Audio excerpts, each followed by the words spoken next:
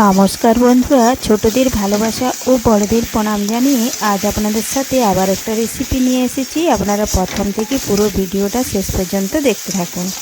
আজকে বানাবো সজনে ফুল রেসিপি, সর্ষে ও জিরে বাটা দিয়ে নিরামিষভাবে। চলুন তাহলে শুরু করি। তো দেখুন বন্ধুরা, সজনে ফুল ভালোভাবে বেছে নিয়েছি। আর এই দেখুন 2 থেকে 3 বার আগে থেকে ধুয়ে নিয়েছি। এবার জল থেকে ছেঁকে তুলে নেব। তার আগে যদি কোনো বন্ধু আমার চ্যানেলে নতুন হয়ে থাকেন, চ্যানেলটি সাবস্ক্রাইব করে বেল আইকন হলে সেট করে দিন সবার প্রথমে আমার রেসিপি পেতে। এই দেখুন 2 থেকে 3 বার আগে থেকে ধুয়ে নিয়েছিলাম, এটা শেষবার। দেখুন ধুয়ে এইভাবে ফুলগুলো আমি ছেঁকে নিগড়ে তুলে নিচ্ছি। এই দেখুন তুলে নিয়েছি। এদিকে গ্যাস ধরিয়ে কড়াই বসিয়ে নিয়েছি জিরে ও সর্ষে বাটা। দেখুন কড়াইয়ে সাদা তেল দিয়েছি পরিমাণ মতো। তেল ভালোভাবে গরম হয়ে গেছে।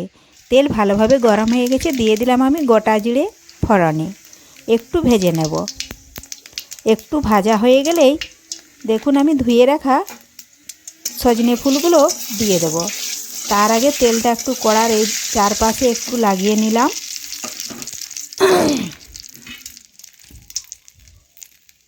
এখন ধুয়ে রাখা সজনে ফুল কড়ার মধ্যে দিয়ে দিলাম। দেব এখন পরিমাণ মতো হলুদ গুঁড়ো।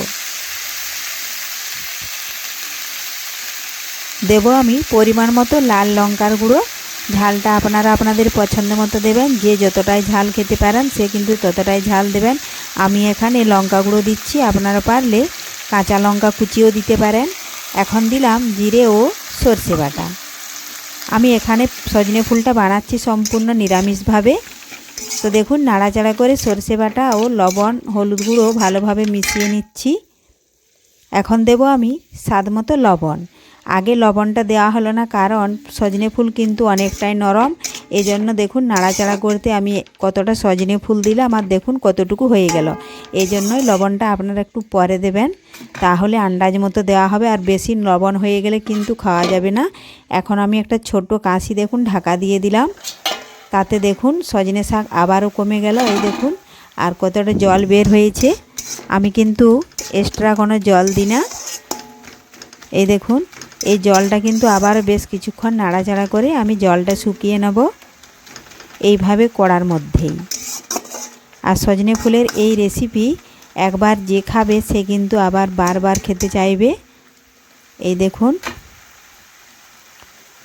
এইভাবে হালকা আঁচ দিয়ে রান্নাটা করতে হবে। খুব আঁচ বাড়িয়ে দিলে কিন্তু নিচে পুড়ে যাবে। দেখুন জলটা শুকিয়ে গেছে। এখন আমি ওপর থেকে একটু লাল লঙ্কার গুঁড়ো দিয়ে দিচ্ছি কালারের জন্য। এটা হচ্ছে কাশ্মীরি লঙ্কা গুঁড়ো। আর দিচ্ছি ওপর থেকে আবারও কিছুটা সরষের তেল। এইভাবে সজনে ফুল যদি রান্না করা হয় তাহলে ছোট মাছের বাটি চচ্চড়ি যেভাবে হয় সেইভাবে কিন্তু হবে, আর খেতে হবে দারুণ টেস্টি। দেখুন আমি লঙ্কা গুঁড়ো আর সরষের তেলটা দিয়ে ভালোভাবে নাড়াচাড়া করে মিশিয়ে নিলাম। দিয়ে আবারও একই রকমভাবে দেখুন দিয়েছিলাম শুকনো। দেখুন হয়ে গেছে, আবার উল্টে নিচ্ছি। তো খুব সহজেই তৈরি হয়ে গেল সজনে ফুলের চচ্চড়ি। এইভাবে আপনারাও বাড়িতে খুব সহজেই বানিয়ে নিতে পারবেন এই রেসিপি। আজকের এই রেসিপি আপনাদের ভালো লেগে থাকলে লাইক শেয়ার কমেন্ট করতে অবশ্যই ভুলবেন না বন্ধুরা। ধন্যবাদ। এখন এটা আমি একটা প্লেটে নামিয়ে নেব।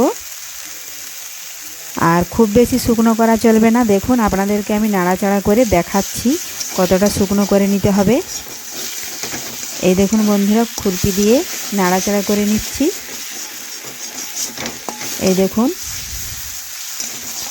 আর খুব বেশি শুকনো করব না। এটা এখন একটা প্লেটের মধ্যে তুলে নেব। ধন্যবাদ। ফিরে আসছি আবারও পরের ভিডিওতে। এই দেখুন তুলে নিয়েছি প্লেটে।